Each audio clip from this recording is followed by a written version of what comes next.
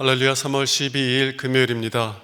오늘도 날마다 기쁨 예배 주님과 신나는 동행에 함께 하신 여러분들을 사랑하고 축복합니다. 우리 함께 사도신경으로 우리의 신앙을 고백하며 하나님께 나아갑시다. 전능하사 천지를 만드신 하나님 아버지를 내가 믿사오며 그 외아들 우리 주 예수 그리스도를 믿사오니 이는 성령으로 잉태하사 동정녀 마리아에게 나시고 본디오 빌라도에게 고난을 받으사 십자가에 못 박혀 죽으시고 장사한 지 사흘 만에 죽은 자 가운데서 다시 살아나시며 하늘에 오르사 전능하신 하나님 우편에 앉아 계시다가 저희로서 산자와 죽은 자를 심판하러 오시리라. 성령을 믿사오며 거룩한 공예와 성도가 서로 교통하는 것과 죄를 사하여 주는 것과 몸이 다시 사는 것과 영원히 사는 것을 믿사옵나이다. 아멘. 오늘 함께 부를 찬송은 170장입니다. 오늘은 이다희 성도님, 여성숙 집사님 가정에서 찬양 인도해 주시겠습니다.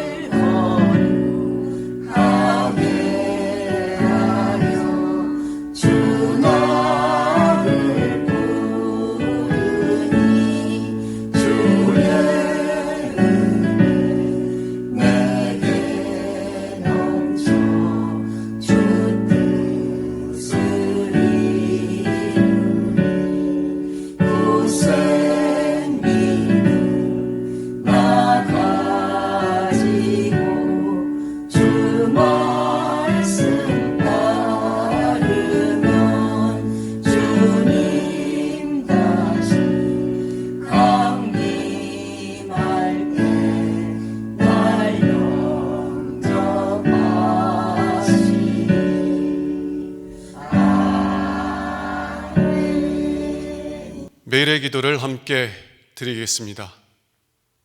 참 평강의 주님, 오늘도 새로운 하루를 주시고 복되게 하시니 감사합니다.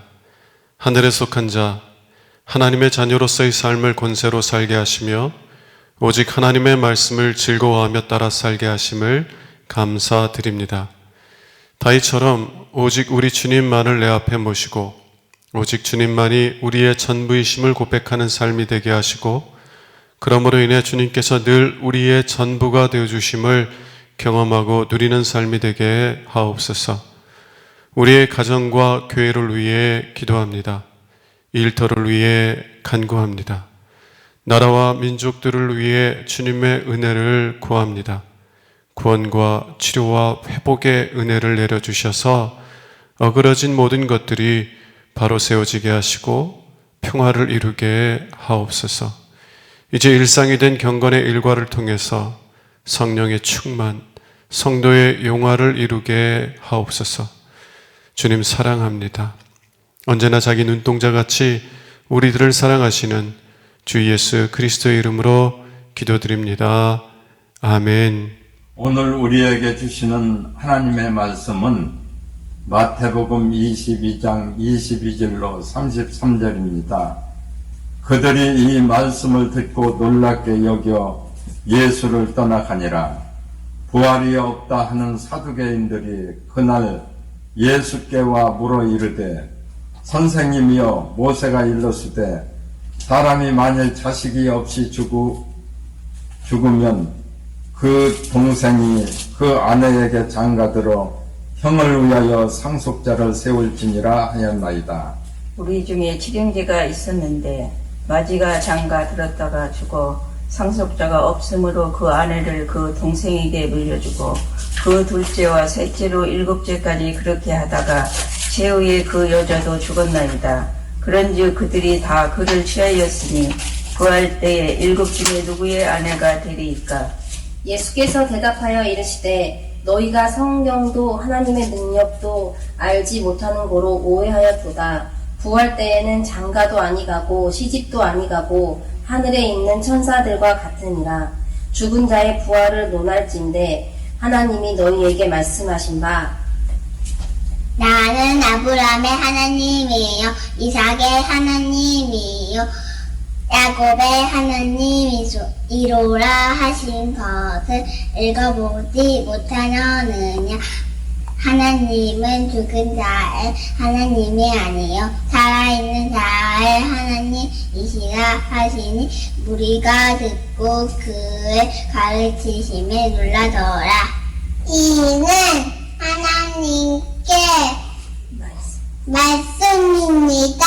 아멘. 오늘 매일 예배는 이다희 성도님 가정에서 헌신하셨습니다. 이다희 성도님과 이다희 성도님의 아내 여성숙 집사님, 그리고 자녀들인 예린, 예성, 그리고 부모님이신 이능구 장로님과 한금란 권사님 사랑하고 축복합니다. 이 시간에는 바른 마음을 가져야 바른 이해를 갖게 됩니다 라는 제목을 가지고 함께 은혜 말씀 나누기를 원합니다.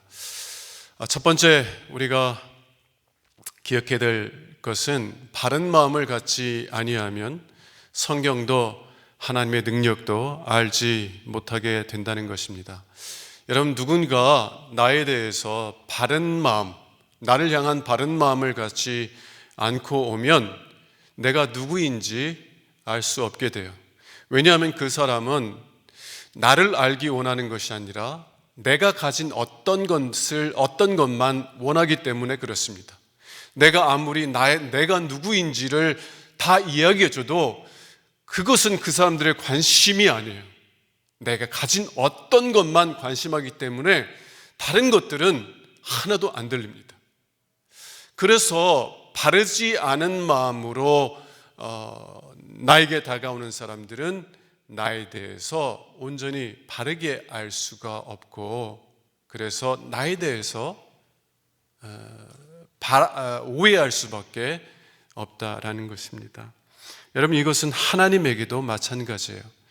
만일 여러분들이 하나님에 대해서 정말 하나님을 만나기 원하는 그 바른 마음을 갖고 하나님께 나가는 것이 아니라 하나님을 통해서, 하나님을 이용해서 내가 어떤 것을 가지려고, 소유하려고, 얻으려고만 한다면 여러분들은 하나님이 누구이신지 바른 이해를 갖지 못하고 여러분들이 원하는 것만 보게 될 겁니다. 다르게 얘기하면 여러분들은 하나님에 대해서 또 성경에 대해서 오해하게 될 것이다 라는 얘기예요. 여러분, 오늘 본문 말씀이 나오는 사두개인들이 그랬습니다. 바르지 않은 마음을 가지고 성경을 대했어요. 하나님께 나왔어요. 그래서 그들은 성경에 대해서도 또 하나님의 능력에 대해서도 오해하게 되었다는 것입니다. 여러분, 이 사람들의 마음이 왜 바르지 않은가? 이들의 질문을 통해서 보게 되는데요. 이들은 예수님께 부활에 대해서 질문을 합니다. 그런데 예수님 정말 부활이 있습니까? 없습니까? 묻는 것이 아니라 자신들의 질문을 통해서 예수님이 가르치는 부활이 얼마나 어리석은 것인가? 부활은 없다. 부활을 가르치는 당신의 가르침이, 당신의 믿음이 얼마나 어리석은 것인지 조롱하기 위해서 예수님께 질문을 한다는 것이에요.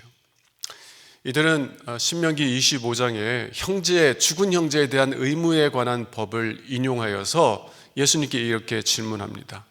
어느 형제들에게 7 형제가 있었어요. 근데 첫째가 이제 자식이 없이 죽으니까 둘째 동생이 이 첫째 형의 대를 이어주기 위해서 형수에게 장가들어야 돼요. 그것이 신명기 25장에서 말하는 죽은 형제에 대한 의무에 관한 법입니다. 그런데 둘째도 그렇게 결혼해서 형수에게 장가들어서 아이를 낳았으면 좋았는데 아이를 못 낳고 죽었어요. 그래서 그러면 어떻게 해요? 셋째가 형수와 결혼해야 되고 또 쭉 해서 일곱째까지 다 아이를 낳지 못하고 죽어서 결국에는 첫째부터 일곱째까지 다 한 여자와 결혼하게 되었다는 거예요. 자, 그러면 그들이 묻습니다. 부활하게 되면 누가 그 여인의 남편이 되겠습니까? 여러분 한번 생각해 보세요. 한 여인이 있는데 7 남자가 모여서 누가 이 여인의 남편이 되어야만 하느냐 서로 의논하는 것이 얼마나 당혹스러운 일이겠습니까? 하나님께서 이러한 결과를 가져오게 만드실 정도로 어리석으냐? 아니라는 거예요. 그러므로 부활은 없다. 이것만 봐도 부활은 없다라고 주장하면서 부활을 가르치고 부활을 믿는 예수님과 예수님의 제자들을 조롱하는 것입니다. 당신이 부활을 가르쳐요? 당신이 부활을 믿어요? 성경을 보세요. 성경을 보면 부활이 없다는 것이 분명하잖아요. 여러분, 이러한 마음, 정말 올바르지 못한 마음을 가지고 예수님께 나올 때 그들은 항상 예수님에 대해서, 하나님에 대해서 오해할 수밖에 없다는 것입니다. 예수님께서는 이 사두개인들에게 이렇게 말씀하세요. 29절을 보겠습니다. 예수께서 대답하여 이르시되 너희가 성경도 하나님의 능력도 알지 못하는 거로 오해하였도다. 왜 이들이 성경도 하나님의 능력도 알지 못합니까? 만일 이들이 정말 나 하나님 만나고 싶습니다. 하나님이 누구이신지 알길 원합니다. 하나님이 누구이신지를 통해서 내 삶이 기초부터 흔들릴지라도 나는 그 하나님을 만나기 원하고 나는 그 하나님을 알길 원합니다. 그 하나님으로 말미암아 내 삶이 변화되길 원합니다. 이러한 사모함, 이러한 가난한 마음으로 하나님께 나온 것이 아니라 하나님에 대한 지식을 통해서 자신들을 높이려고 하는 마음, 하나님을 이용하려고 하는 마음으로 하나님께 나올 때 그들은 성경에 대해서 그리고 하나님의 능력에 대해서 오해할 수밖에 없었다라는 것입니다. 그러므로 여러분, 하나님께 나올 때, 하나님의 말씀을 대할 때 바른 마음을 가지세요. 정말 하나님을 만나기를 사모하는 마음, 그 하나님을 인해서 내가 가지고 있던 신념들이 뿌리채 뽑히는 아픔을 겪을지라도 주님께서 말씀하시면 종이 듣겠나이다. 주님의 말씀이 내 삶을 뿌리채 흔들지라도 내가 믿었던 모든 내가 세웠던 모든 답을 다 무너뜨린다 할지라도 주님, 나는 그럼에도 불구하고 하나님 만나고 싶고 주님을 알기를 원합니다 라는 바른 마음을 가지고 하나님 앞에 나와야 우리는 참되신 하나님을 만날 수 있다는 것입니다. 그런 바른 마음을 가지고 하나님 앞에 설 수 있는 은혜가 있기를 원합니다. 자, 이런 바른 마음을 갖게 되면 예수님의 가르침을 이제 바르게 깨닫게 될 건데요. 예수님께서는 오늘 본문을 통해서 2가지를 우리에게 가르쳐 주십니다. 첫 번째 가르침은 결혼은 일시적인 것이며 하나님의 영구적인 연합을 가리킨다라는 것이에요. 30절 말씀 보겠습니다. 부활 때에는 장가도 아니가고 시집도 아니가고. 예수님은 사두개인들이 성경을 크게 오해했다라고 말씀하세요. 사두개인들은 죽은 자의 부활하면 지금 육신의 상태로 그대로 다시 살아난다고 생각했는데 그렇지 않다는 거예요. 부활 때는 더 이상 결혼이라는 제도가 없다는 것이에요. 결혼은 우리가 지금 살아있는 동안 일시적인 제도일 뿐이지 그것이 항구적이고 영구적인 제도가 아니라고 말씀을 하시는 겁니다. 그러면 결혼 제도가 문제가 많기 때문에 하나님께서 그 결혼 제도를 폐하시는 겁니까? 여러분, 결혼이라는 것은 남자와 여자 사이에 완전한 사랑의 연합을 상징하는 거잖아요. 그것이 궁극적인 목적이잖아요. 그런데 우리의 죄로 인하여서 또 죄로 인한 환경들에 의해서 그 사랑의 연합이 이루어지지 아니하고 깨어져 가는 것을 우리가 많이 경험하지 않습니까? 그래서 어떤 분들은 아이고 결혼하지 마, 혼자 사는 게 복이요, 이렇게 말씀하시는 분도 있지 않아요? 결혼 생활이 우리에게 기쁨과 즐거움을 가져줘야 되는데 죄로 인하여서 그 결혼 생활이 깨어질 때가 많다는 거예요. 그래서 그 결혼 생활을 하나님께서 폐하시는 것이에요? 그렇지 않습니다. 30절을 다시 보면은요, 부활 때는 장가도 가지 아니하고 시집도 아니 가고 누구와 같으니라? 하늘에 있는 천사들과 같으니라. 여러분, 하늘에 있는 천사들은요 온전한 존재들, 완전한 존재들입니다. 죄에 의해서 영향을 받지 않는 완전한 존재들이에요. 어떤 면에서 완전해요? 하나님과 완전한 사귐 속에 있고 하나님과 완전한 연합 속에 있다는 것이에요. 그들은 죄로 인하여서 하나님과의 관계가 깨어진 상태에 있는 것이 아니라 하나님과의 완전하고 온전한 사랑의 연합 속에 있다는 것입니다. 하나님은 그들의 하나님이 되어주시고 그들은 하나님의 천사들인 거예요. 하나님의 백성인 그런 완전한 사랑의 연합 속에 행하고 있다는 것입니다.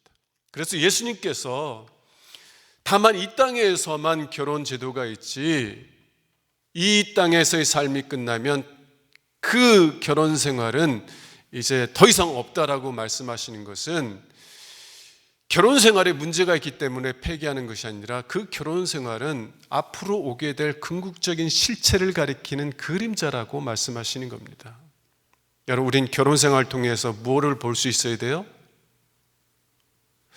부부간의 사랑의 연합을 통해서 앞으로 오게 될 하나님과의 영원하고 완전한 그리고 친밀한 사랑의 연합, 그 사랑의 연합을 바라보라는 것이에요. 그리고 부활 때가 되면 그 하나님과의 완전한 연합이 성취되기 때문에, 예수 그리스도로 말미암아 그 사랑의 완전한 연합이 성취되기 때문에 이제 실제가 왔기 때문에 더 이상 그림자는 사라져가는 것이라는 것입니다. 여러분, 하나님께서는요 부활의 날에 하나님과의 완전한 사랑의 연합을 우리에게 주실 것입니다. 이 땅에서의 결혼을 통해서 우리는 앞으로 하나님께서 주실 그 영원한 그리고 완전한 사랑의 연합을 사모하며 소망하며 살아가야 될 줄로 믿습니다. 예수님께서 두 번째 가르쳐 주시는 교훈은 하나님은 죽은 자의 하나님이 아니라 살아있는 자의 하나님이시라는 거예요. 31절과 32절 보도록 하겠습니다. 예수님께서 사두개인들에게 말해요.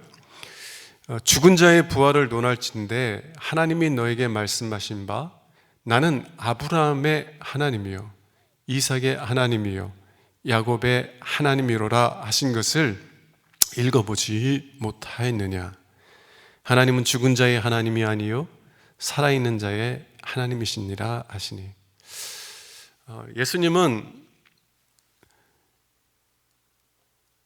유대인이면 누구나 다 암송하고 있을 말씀, 쉬운 말씀, 익숙한 말씀을 가지고 죽은 자의 부활이 있다는 것을 분명하게 보여주고 있습니다.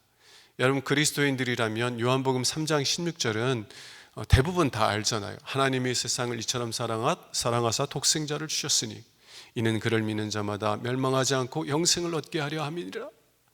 이 말씀이 그리스도인들에게 아주 기본적인 말씀인 것처럼 하나님께서 나는 아브라함의 하나님이요 이삭의 하나님이요 야곱의 하나님이다 라고 말씀하신 이 말씀은 모든 유대인들이 다 익숙하게 아는 말씀이라는 거예요. 그리고 사두개인들은요, 예언서들이나 지혜서들은 성경으로 인정하지 않았고 오직 모세 오경만 성경으로 인정하였어요. 그리고 그 모세 오경 중에 신명기의 말씀을 통해서 부활이 없다라는 것을 주장하고 있어요. 예수님은 그들의 수준까지 내려가셔서 그들이 다 하는 말씀, 그것도 모세 오경 중에 한 말씀을 가지고 죽은 자의 부활이 있다는 것을 말씀해 주세요. 출애굽기 3장 6절의 말씀을 가지고 죽은 자의 부활에 대해서 말씀하세요. 자, 예수님께서 이 말씀을 통해서 첫 번째 말하는 게 뭐예요? 하나님은 아브라함의 하나님이다. 예수님은 하나님께서 과거형을 쓰지 아니하시고 현재형을 쓰고 있다고 하는 점을 말씀하고 계세요. 하나님께서 나는 아브라함의 하나님이었다, 이삭의 하나님이었다, 야곱의 하나님이었다 라고 말씀하시는 것이 아니라 현재형으로 나는 아브라함의 하나님이다 라고 말씀하시는 것이에요. 만일 죽은 자의 부활이 없다면, 만일 하나님께서 죽은 자를 다시 살리시는 것이 없다면, 그러면 하나님은 마땅히 나는 아브라함의 하나님이었다 라고 말씀하셔야만 하셨을 거예요. 그러나 하나님은 과거형이 아니라 현재형으로 말씀하시고 계세요. 이것이 의미하는 것은 하나님께서는 이미 아브라함을 다시 살리셨다는 것을 의미하세요. 죽은 자의 부활이 있다는 것을 말씀하십니다. 또한 이 출애굽기 3장 6절의 말씀이 말하는 것은 단순히 현재형으로만 말하는 것이 아니라 관계적인 용어로 말씀하고 있다는 것이에요.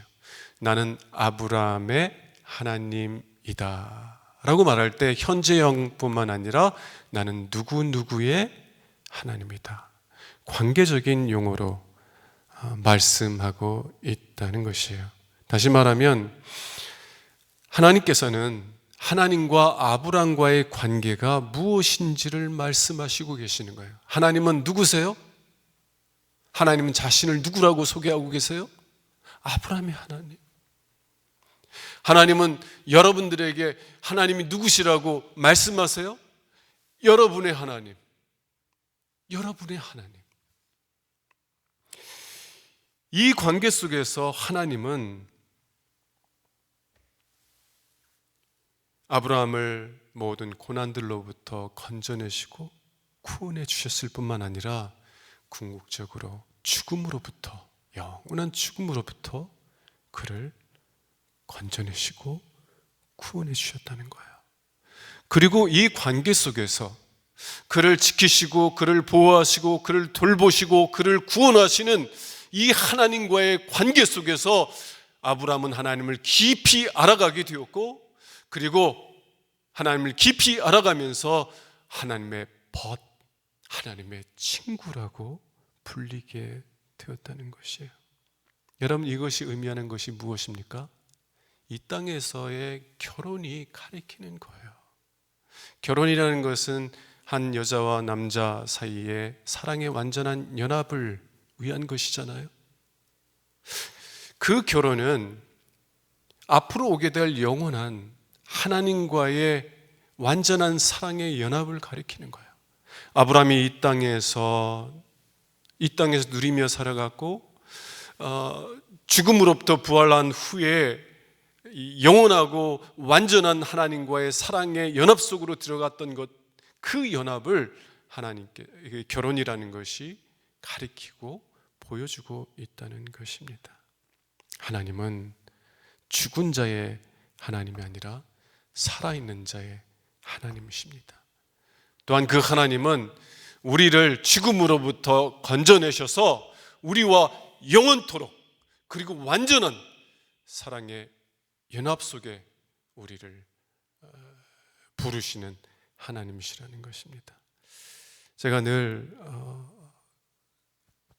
사모하는 그런 기도의 제목, 우리가 궁극적으로 추구해야 될 기도의 제목인데요, 하나님께서 부활 때 우리에게 주실 그런 은혜인데요, 예수님께서 말씀하셨던 것처럼 아버지가 내 안에, 내가 아버지 안에 거하는 그런 관계, 예수님이 내 안에, 내가 예수님 안에 거하는 완전한 사랑의 연합을 사모하며 살아가야 될 줄로 믿습니다.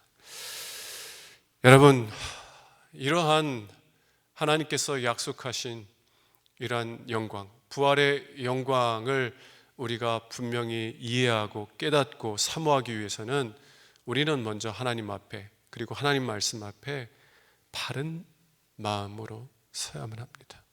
하나님의 말씀이 무엇을 말할지라도, 때로는 우리에게 위로의 말씀을 주실 때도 있지만, 때로는 우리의 그 기초를 흔드는, 우리가 자랑하며 지켜왔던 그 우리들의 의의 모든 탑들을 다 허무는 그런 말씀을 하실지라도, 주님, 난 주님 만나고 싶습니다. 그러한 바른 마음으로 하나님께 서야 하나님의 말씀을 통해서 하나님이 누구이신지, 그리고 하나님께서 우리에게 약속하신 영광이 무엇인지를 온전히 바르게 이해하고 깨닫게 되게 된다는 것입니다. 이런 바른 마음으로 하나님 앞에 서서 하나님 누구이신지, 그리고 하나님께서 우리에게 약속하신 영광들이 무엇인지를 깨닫고, 그리고 그 부활의 영광을 사모하며 살아가는 믿음의 사람들이 될 수 있기를 주님의 이름으로 축원합니다. 기도하겠습니다. 하나님, 바른 마음을 가져야 바른 이해를 갖게 됩니다.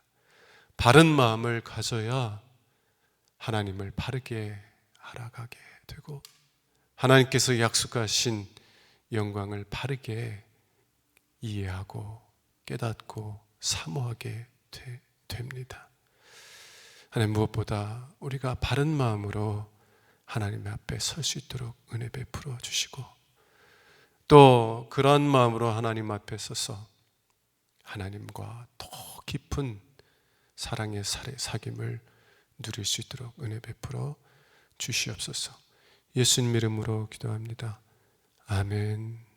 이제는 우리의 구세주가 되시며 대속자가 되시는 예수 그리스도의 구속의 은혜와 아버지 하나님의 사랑과 성령님의 교통하시는 은총이 날마다 기쁨의 예배, 주님과 신나는 동행에 함께하는 이를 통해서 경건 일과를 세우고 성령 충만하며 성도의 영화 가운데 승리하며 살기 원하는 죄 사랑하는 모든 권속들 위에, 특별히 오늘 하나님 앞에 헌신하며 예배하는 이다윗 성도, 여성숙 집사님, 내여분, 또 사랑하는 자녀 예린이, 예성이, 그리고 예린이 할아버지 우리 이능구 장로님, 할머니 한금남 권사님 네 분 위에, 그 가정 위에 영원토록 함께 하시기를 간절히 축원하옵나이다. 아멘.